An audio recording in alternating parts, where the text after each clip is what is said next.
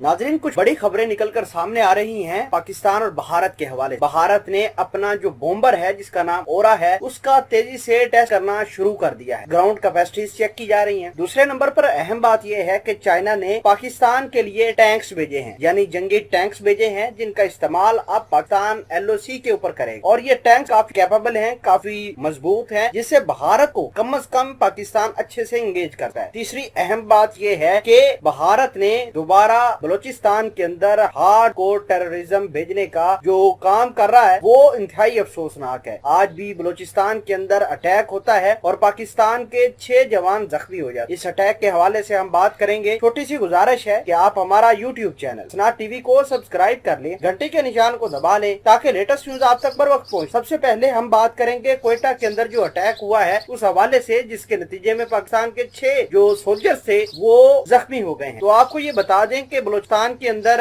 हाल फिलहाल के दिनों में अटैक काफी हुए हैं। आपका जो अटैक हुआ है ये Askari park Quetta airport road पर हुआ है, जहां पाकिस्तान आर्मी 6 गाड़ियां जो कानवाई जो था वो पास हो रहा था कि अचानक वहां उसके ऊपर अटैक होता है। और इस अटैक के नतीजे में अगर पहली जो इन्फॉर्मेशन मिली है वो ये कि 6 सोल्जर शदीद जख्मी हुए हैं। इससे पहले भी पाकिस्तान आर्मी के सोल्जर शहीद होते रहे हैं बलूचिस्तान के अंदर। सिर्फ जून के महीने में पाकिस्तान आर्मी पर बलूचिस्तान के अंदर 5 से 6 अटैक होते हैं, जिसके नतीजे में 15 से 16 पाकिस्तानी जो सोल्जर्स थे उनकी शहादत होती है, जबकि 20 के करीब जख्मी भी होते हैं। नाजरीन ग्रामीण, दूसरी अहम बात यह है कि चाइना ने पाकिस्तान को टैंक्स, इन टैंक्स का नाम है VT-4 टैंक, और चाइना ने पहली दफा ये टैंक्स जो हैं पाकिस्तान को दिए हैं। इससे पहले न किसी मुल्क को दिए हैं और न किसी और के साथ ये शेयर टेक्नोलॉजी की है। बहरहाल ये टैंक जो हैं, चाइना एक कंपनी है जिसका नाम है नार्किनो, उसने पाकिस्तान के लिए पिछले साल अप्रैल में पाकिस्तान से ऑर्डर लिया था और अप्रैल से इसको बनाने की शुरुआत की थी। आज पाकिस्तान के जो मंगला के इलाके हैं वहां पर जो पाकिस्तान की आर्मी की जो फौज तैनात है वहां पर इनको इंडक्ट कर लिया गया है। पाकिस्तान के जो कोर कमांडर हैं जिसका नाम लेफ्टिनेंट जनरल शहीन महमूद है, उन्होंने खुद जाकर इन